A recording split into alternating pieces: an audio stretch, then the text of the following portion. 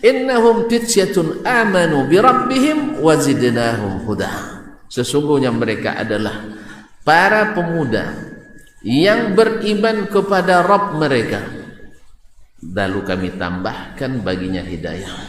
Ya tuan-tuan, kita semua kalau ingin dapat hidayah maka harus beriman, harus beriman.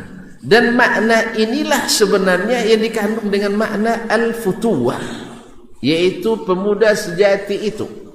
Makanya ketika ditanyakan kepada Ja'far ibn Muhammad yang dikenal Ja'far as-Sadiq, salah satu dari cucu Nabi SAW yang level kelima, dia mengatakan atau ditanyakan kepadanya oleh seorang pemuda, ya ibna Rasulullah sallallahu alaihi wasallam, wahai cucu Rasulullah sallallahu alaihi wasallam, mal futuwatu fikum, yang pemuda sejati itu, yang punya sifat pemuda sejati itu menurut Syekh bagaimana?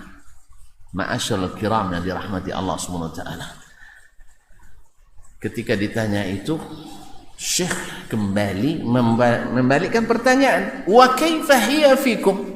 Sebelum saya jawab, saya ingin tahu dulu bagaimana menurut definisi kalian seseorang dianggap sebagai seorang pemuda yang berhak mengangkat bendera agama ini, bendera bangsa ini, yang berkhidmat, bukan minta dikhidmat, seperti akan disebutkan oleh Imam Ibnul Qayyim rahimahullah dalam Madarijus Salikin, ketika beliau menyebutkan tingkatan-tingkatan orang-orang yang berjalan menuju kepada ridha Allah Subhanahu wa taala, menuju surga Allah. Salah satu daripada manzilah yang beliau sebutkan adalah manzilatul fityan atau manzilatul futuwa, yaitu pemuda sejati.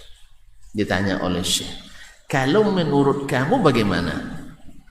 Sebelum saya jawab, dijawab oleh sang pemuda. Pernah dengar kisahnya enggak? Belum? Kalau enggak saya ganti kisah lain. Ini disebutkan oleh Ibnu Qayyim dalam Madarijus Salikin. Apa kata beliau?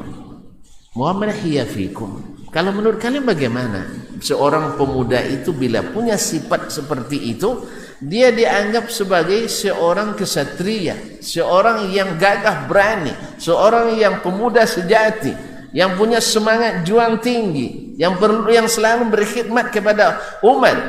Subhanallah, dijawab oleh sang pemuda tersebut, ya ibna ammi Rasulillah, al-futuwatu fina adalah idza u'titu syakartu wa idza muni'tu sabartu.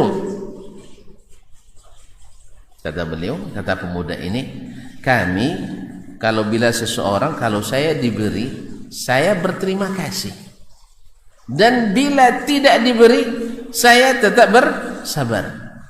Bagus tak Pak? Bila diberi, berterima kasih, bila tidak diberi, sabar. Bagus tak? Bagus. Ya bagus. Bagus. Sebab banyak orang yang diberi tak mau bersyukur. Allah yang beri setiap saat, tidak dia syukuri. Wa qalilun min ibadiyas syakur. Dah bagus sebenarnya, tapi ternyata belum lulus menjadi level al-fata, seorang pemuda sejati. Ini level-level biasa, masih level di masa itu. Kalau masa sekarang, di masa itu, ya beliau di masa tabi'in, di masa itu level luar biasa, masih level biasa.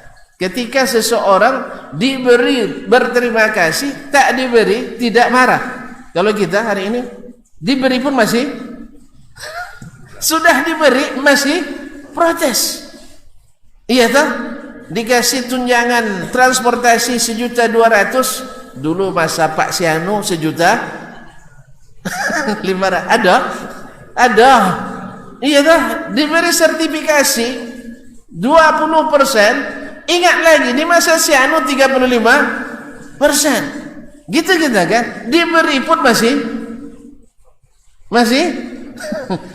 marah, masih protes, masih tak berterima kasih.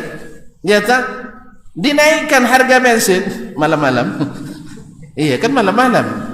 Biar tuan-tuan kan suka demo, makanya kalau tuan tak suka demo pasti siang-siang. Ini gara-gara suka demo akhirnya malam-malam. supaya ketika dinaikkan itu kita berdoa di tahajud, bukan demo di di lapangan. Kaum muslimin dan muslimat dirahmati Allah Subhanahu wa taala.